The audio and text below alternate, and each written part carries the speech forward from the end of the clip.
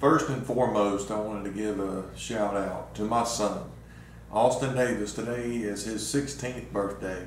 I want to say congratulations to him to making it to 16. We're going to have a fun-filled day today. We're going to get up early, spend some time together, and we get to go outside. We're going to cut some grass and get out in the garden and till up the garden and just paint the fence, and we're going to pressure wash the side of the house, and I'm telling you, it's going to be a great day. We're going to get a lot done today, so I'm looking forward to it. So happy birthday, Austin. I love you, and hope you have a good day.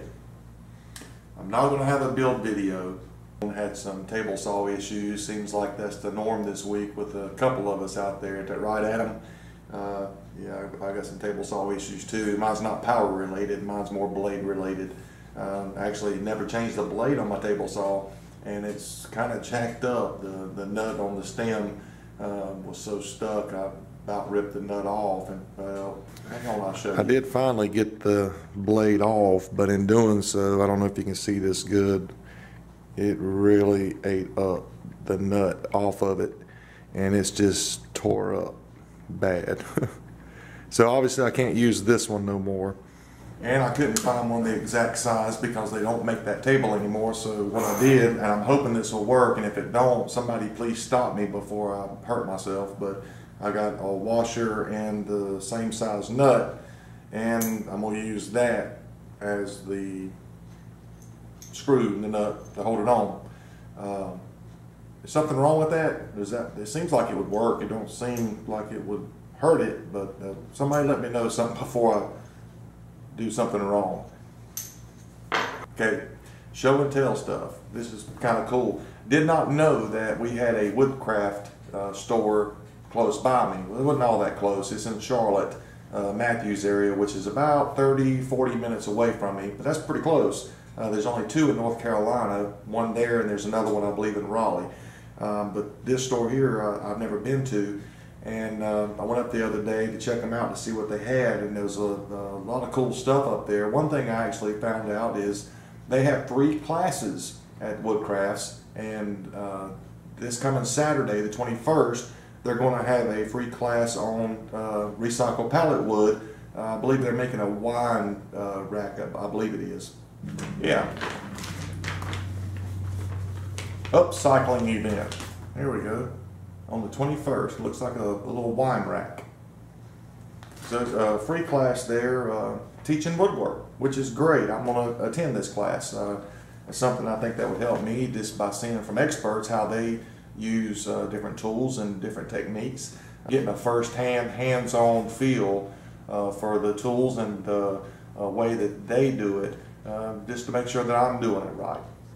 Something else pretty cool that I've seen there, they've got a lot of exotic woods. Some people may get them more common than the other, but I've never seen any of it around here. For example, this piece of Padauk.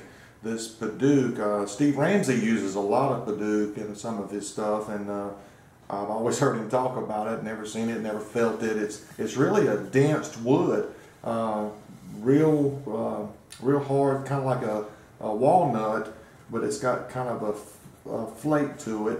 I mean, it's real pretty. It comes out to an orange tint, and then it actually will turn at the time. I've got 3 pieces here to like an orange brownish color.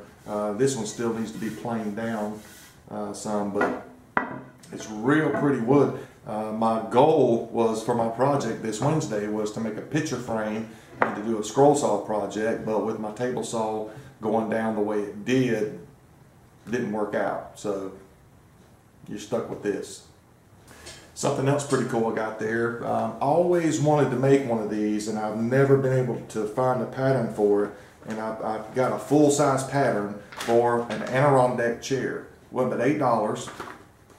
I thought it was great because I've never seen this, and I can use whatever type of wood. I've got a ton of ash wood I've got from an old display case that a store gave me that was closing down, and this would be perfect for that.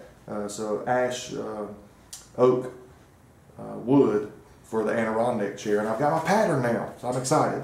That's great. Something else. There's a Lowe's right beside it. Bessy clamps. You know they're discontinued. If you've got a Lowe's and you haven't been in it, go into Lowe's, check out their clamp section, and if you need clamps, check them out, because I'm telling you, I've got over $600 worth of clamps for right at $100. I've been squirreling away some, and this really was a big hit. I mean, I've got tons of clamps now. I probably have more clamps than I'll ever use, but they say you never have enough clamps, so I just kept buying them.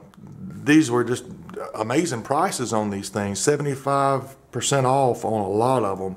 But I've got all of these here, which I just added to my tool collection. Some of them I've never used before, the C-clamps, but I've got them now in case I need them, and don't have to worry about getting them. Back to this clamp, I'm fixing to mount this one onto my bench. Just a bench clamp for wood. They had the magnetic pieces that went on to the end here for $1. So I got those, and it's just little magnets on the back side. So lucked up with that one. I was really needing that because I don't have a bench clamp. This one, the Motherlode. This is a like $59 clamp, and I got it for 20 bucks. Super excited about this. I can't wait to make something just to use it. So the only one that I could find out of about 5 loads I've been to. So I did score one of them along with my other clamps, but this was probably the best out of all of them that I got. So I wanted to say thank you, number one, to all of my subscribers. I had no idea where they all came from, and I do know they came from a lot of different sources, from people that have been doing this for a while, that have shared my videos, and they know who they are, and I greatly appreciate them doing that and getting my name out there for the free woodworking content on the internet. And with that, I mean, my subscribers have jumped up to, I'm almost at 700, and I am humbled. I greatly appreciate you. I didn't think that I would get over 10. Wood Chopping Time had a great suggestion on one of his videos, is that each time that you do a project, before you start the project, buy you one small thing. It doesn't have to be a table saw or a band saw, or buy you an angle gauge, buy you a miter gauge, buy you something small, a simple clamp, something that would help you within that project. And before you know it, as you grow and make more projects, your tools will build up, and you'll be able to do more things, and you're learning as you go. So you go from a butt joint to a rabbet joint, from a rabbet joint to a dovetail, whatever. That's the learning process. That's why I want to put my information out there to help you. You don't have to be a great woodworker, a great woodsmith, a great wood turner. It's about learning as you go. So that's what I'm all about. And I'm doing it every day. There's some great ones out there that you need to look at, subscribe to. But if you go to my blog, I've got 8 or 10 that I've linked to my blog there that you could go to, that are great at just producing videos, creating great projects, and they got a good sense about themselves. But when I'm saying that, I mean they understand basic fundamentals, and they understand simplicity. I'm all about simplicity. And the complex stuff is great. You know, the CNC router stuff's great. I don't want a CNC router. It's interesting, it's great, and I love to watch it, it's neat. But I don't have that. So I'm needing to look at the content that applies to me and that will help me directly in being a better woodworker. And hopefully the things that I do and produce, you'll get something out of that will help you grow a little bit. Or just get a chuckle and laugh at me as I go. I never thought that I would be established enough, which I still don't think I am, to do recommendations. But I got to thinking about that. Recommendations are what we need to do to help each other. And the recommendations, I was actually recognized by a new woodworker, and I want to recognize him today. It's MF Wood Shops. Mike Fulton, I believe. Fulton's your last name. I'm sorry, Mike, if it's not, but it's MF Wood Shop. And he gave me a shout out, and I gave him the inspiration to build a high school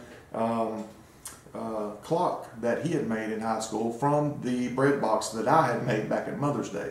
So if you haven't seen my bread box, go check that out. That was the high school thing, but that inspired him to go do his thing.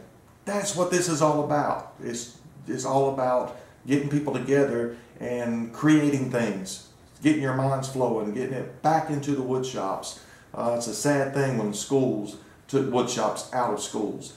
So let's put it back in through YouTube.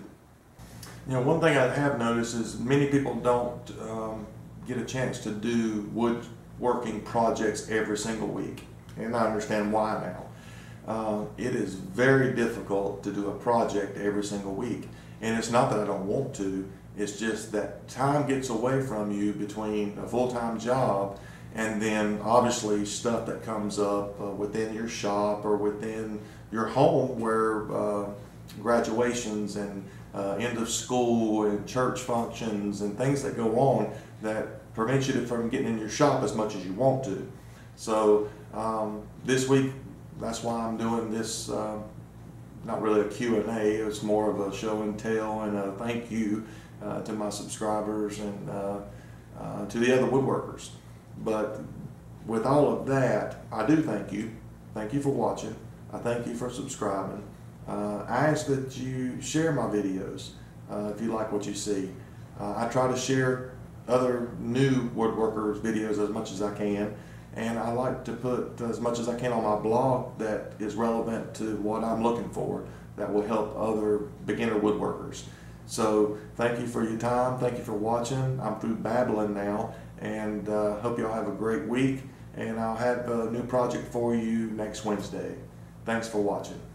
On a more somber note, just found out this week, and I'm sure you've seen it. If you're a baseball fan, I know you have.